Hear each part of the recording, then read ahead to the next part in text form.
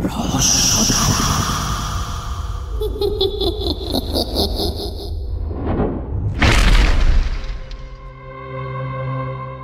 বন্ধুরা, আমি অর্ক আপনাদের সবাইকে রহস্যধারা চ্যানেলে জানাই অনেক অনেক স্বাগতম। বন্ধুরা, আজকের ঘটনাটা শুরু করার আগে আমি আপনাদের বলতে চাই যে আমাদের শুক্রবারের এপিসোডগুলো এখন কিছুদিনের জন্য স্থগিত রাখা হয়েছে। পরবর্তীকালে যখন আমরা আবার সেই এপিসোডগুলো শুরু করব তখন আপনাদের আমরা আগে থেকেই জানিয়ে দেব।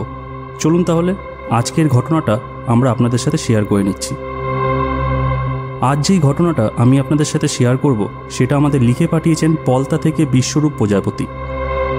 বিশ্বরূপের মতে এই ঘটনাটা এমন একটা ঘটনা যেটা পুরো গ্রামবাসীকে একসময় আতঙ্কিত করে তুলেছিল। যদিও এই ঘটনাটা বিশ্বরূপ তার দাদুর কাছ থেকে শুনেছিল, কিন্তু তবুও ও যথাযথ চেষ্টা করেই পুরো ঘটনাটা আমাদের লিখে পাঠিয়েছে। কিন্তু কিছু বিশেষ কারণের জন্য এই ঘটনার সব কিছুই ও কাল্পনিক রেখেছে। তাহলে চলুন এবার বিশ্বরূপের লেখা ঘটনাটা একটু পড়ে নেওয়া যাক।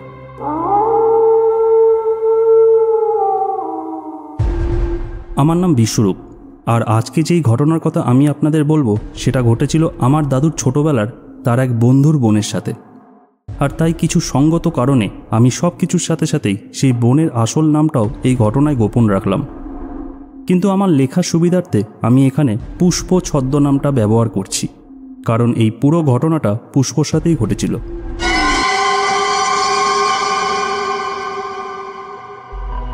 তখন আমি সবে স্কুল ফাইনাল পাশ করেছি।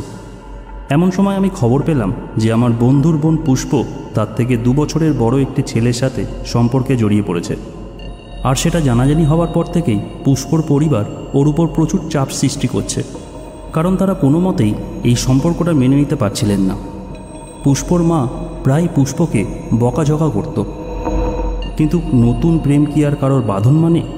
তাই প্রায় দিনই ওদের বাড়িতে এই নিয়ে অনেক ঝামেলা হতো। বন্ধুরা, এরপর একদিন আমার দাদুর বন্ধু বিমল দাদু যখন কলেজ থেকে বাড়ি ফেরে সেই দিনই আসল ঘটনার সূত্রপাত ঘটে।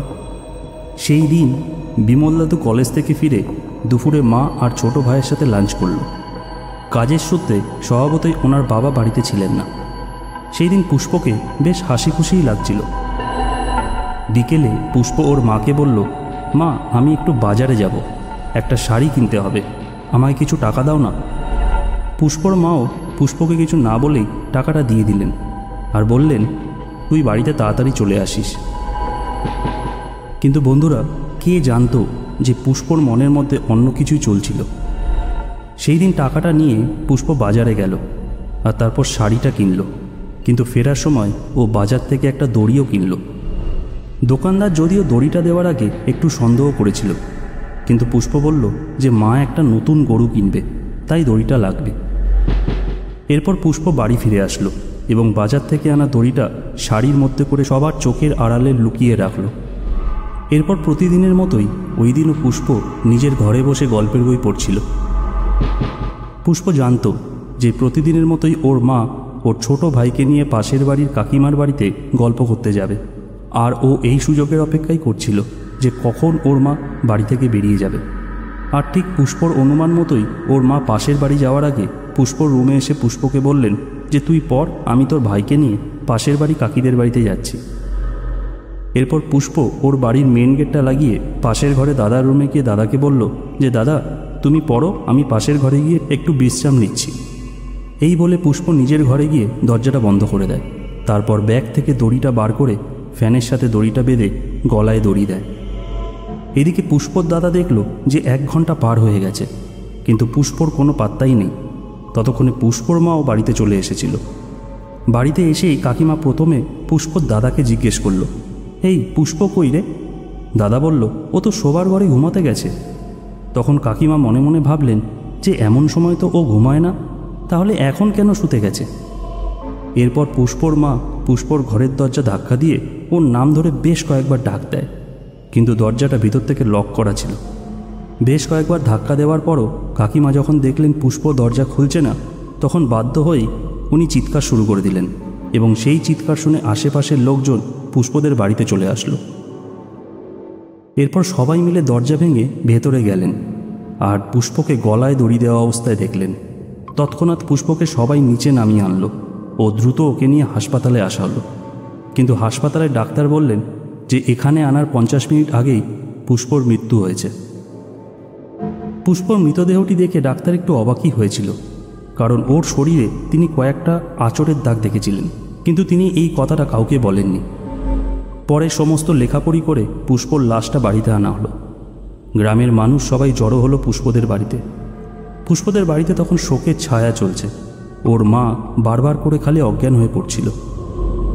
গ্রামের সবাই এরপর বলল যে এই অবস্থায় লাশ বেশিক্ষণ ঘরে রাখা যাবে না, তাই আর দেরি না করে মৃতদেহের সৎকারের কাজ সম্পন্ন করতে হবে। পুষ্পর মৃতদেহটিকে বাড়ির উঠানের পাশের একটা ঘরে রাখা হয়েছিল, যেখানে গ্রামের মহিলারা মিলে পুষ্পর দেহটিকে সৎকারের জন্য সুসজ্জিত করছিল। কিন্তু কিছুক্ষণ পরেই সব মহিলারা হঠাৎ করেই সেই ঘর থেকে বেরিয়ে আসলো। সবার মুখে ভয়ের একটা স্পষ্ট চিহ্ন বোঝা যাচ্ছিল। পুষ্পর কাকা বললেন, কি হলো আপনাদের? আপনারা ভেতর থেকে বাইরে আসলেন কেন? আপনাদের কাজ হয়ে গেছে? বন্ধুরা, এর উত্তরে গ্রামের এক কাকি বলে উঠলেন যে পুষ্পর শরীরে আঁচড়ের দাগ দেখা গেছে। যেহেতু পুরুষ মানুষ মেয়েদের লাশ ধোয়ানোর সময় ঘরে ঢুকতে পারে না, তাই বাড়ির পাশের এক পুরোহিত মশাইকে সব ঘটনাটা খুলে বলা হলো। উনি বললেন, ভয় নেই আপনাদের, আপনারা দ্রুত সৎকারের জন্য তৈরি হন। এইভাবে মৃতদেহকে বেশিক্ষণ ফেলে রাখা ঠিক হবে না। এরপর সমস্ত কাজ সম্পন্ন করে যে যার বাড়ি চলে গেল। এরপর রাতের বেলায় পুষ্পর ঘর থেকে একটা চাপা কান্নার শব্দ আসতে লাগলো। সবাই এতটাই ভয় পেল যে কেউ আর সাহস করে ওই রুমের দিকে গেল না। পরের দিন আবার পুরোহিত মশাইকে ডাকা হলো। উনি এসে সরাসরি পুষ্পর রুমে গেলেন আর ওখানে একটা গন্ধ পেলেন। এরপর উনি বাইরে এসে ঘরটা বন্ধ করে দিলেন। তারপর উনি সবাইকে বললেন, ভয়ের কিছু নেই, আমি কাল আপনাদের সব খুলে বলবো। পরের দিন রাতের বেলায় হালকা হালকা বৃষ্টি হচ্ছিল। সেই দিন রাতে অমিত কাকা যখন নিজের বাড়ির দিকে যাচ্ছিলেন, তখন উনি হঠাৎ করে দেখলেন যে পুষ্পদের ছাদের উপর একটা পুষ্পর মতো দেখতে মেয়ে ছাদের কার্নিশের ওপর দিয়ে হেঁটে যাচ্ছে। কাকা অনেকটাই সাহসী ছিলেন, কিন্তু তিনি যা দেখলেন তাতে ভয় পেয়ে চিৎকার করে দৌড়ে দৌড়ে বাড়িতে এসে অজ্ঞান হয়ে গেলেন। পরে যখন কাকার জ্ঞান আসে, তখন তিনি সবাইকে সবটা খুলে বললেন, কিন্তু ওনার কথা অনেকে বিশ্বাস করলো, আবার অনেকে করলো না। এর ঠিক 3 দিন পর রাত তখন আনুমানিক 12টা হবে। হঠাৎ পুষ্পদের বাড়ির উঠানে ঢিল পড়ার মতো শব্দ হতে লাগলো। শব্দ শুনে পুষ্পর বাবা ভয়ে ঘুম থেকে উঠে পড়েন এবং বাইরে এসে তিনি টর্চ লাইট জ্বালিয়ে আশেপাশে দেখতে লাগলেন। এইবার তার চোখে পড়ল দক্ষিণের আম গাছের উপর। তিনি দেখলেন সেই আম গাছের উপর পুষ্প বসে বসে কাঁদছে। উনি ভয় পেয়ে বাড়ির ভিতর চলে আসেন এবং পরের দিন পুরোহিত মশাইকে সমস্ত ঘটনা খুলে বলেন। সব শুনে পুরোহিত মশাই বললেন যে পুষ্পর অপমৃত্যু হয়েছে, সেই কারণে ও একটা অতৃপ্ত আত্মায় পরিণত হয়েছে, আর তাই পুষ্পর আত্মা এই বাড়ির চারপাশেই ঘুরে বেড়াচ্ছে। তারপর উনি পুষ্পর বাবাকে একটা তাবিজ দিলেন। এর ঠিক 2 দিন পর আমার দাদুর বন্ধু রুমে একা ঘুমাচ্ছিলেন। ওই দিন রাত 3টের সময় হঠাৎ করে একটা কান্নার শব্দ শুনে উনি উঠে বসলেন। বন্ধুরা, এরপর উনি যা দেখেছিলেন সেটা শুনে আমিও ভয় পেয়ে গিয়েছিলাম। উনি দেখেছিলেন জানলার পাশে পুষ্প দাঁড়িয়ে কাঁদছে। যদিও ওর চেহারাটা বোঝা যাচ্ছিল না, কিন্তু কান্নার ধরনটা একই রকমের ছিল। এই দেখার পর উনি চিৎকার দিয়ে অজ্ঞান হয়ে যান। উনি এতটাই ভয় পেয়েছিলেন যে এরপর 4 দিন পর্যন্ত ওনার জ্বর ছিল। এরপর প্রায় গ্রামের মানুষরা পুষ্পকে দেখতে পেত। প্রথম তো ওর বাড়ির সামনের রাস্তা দিয়ে মানুষরা রাতের বেলা যেতেই ভয় পেত, কিন্তু তারপর পুষ্পর শ্রাদ্ধ অনুষ্ঠানের পর আর এই ধরনের ঘটনা সেই গ্রামে দেখা যায়নি। তো বন্ধুরা, বিশ্বরূপের পাঠানো ঘটনাটা আজ এখানেই শেষ হলো। বন্ধুরা, ঘটনাটা আপনাদের কেমন লাগলো সেটা কিন্তু অবশ্যই আপনারা আমাদের কমেন্ট বক্সে লিখে জানাবেন।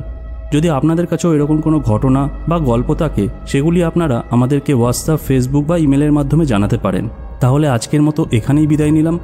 আবার দেখা হবে আগামী রবিবার ঠিক সন্ধ্যে 6টায়। ততক্ষণের জন্য সবাইকে শুভরাত্রি।